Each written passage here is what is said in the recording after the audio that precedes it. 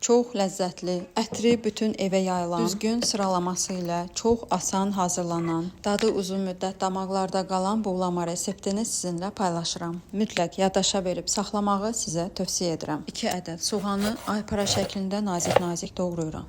1 ədəd sarı bibəri və 2 ədəd yaşıl bibəri uzunsov formada doğrayıram. Göyərtilərdən cəfəri və şüyüddən istifadə etdim. Məndə evdə reyhan olmadığı üçün əlavə edə bilmədim, amma sizə tövsiyə edirəm. Varsa reyhan da əlavə edin. 5 ədəd orta pomidorları 4 yerə bölürəm. Saxsı qazan götürüb ilk öncə soğanın yarı hissəsini əlavə edirəm. Soğanın üzərindən ətlərimi yığıram. Məndə dana ətidir. Əlbəttə ki, əsl buğlama qoyun ətindən hazırlanır. Ətin üzərindən bibərləri əlavə etdim. Qalan tikələri də qoyub yenidən soğan və bibərləri əlavə edirəm.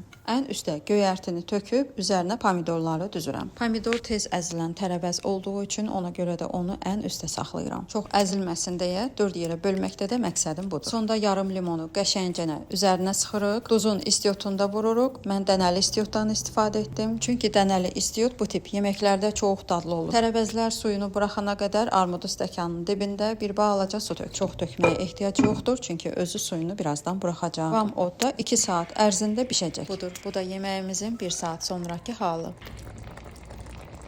Artıq yeməyimiz hazırdır. Dana əti olmasına baxmayaraq buğlamamız çox dadlı alınır. Gördüyünüz kimi suyu da çox ləzzətlidir, tam öz yerində. 2 saat ərzində ət də tam yumşaq bişib. Siz də bu qaydada hazırlasaz dadından doymayasınız. Bəyənməyi unutmayın, göz haqqınızı halal edin.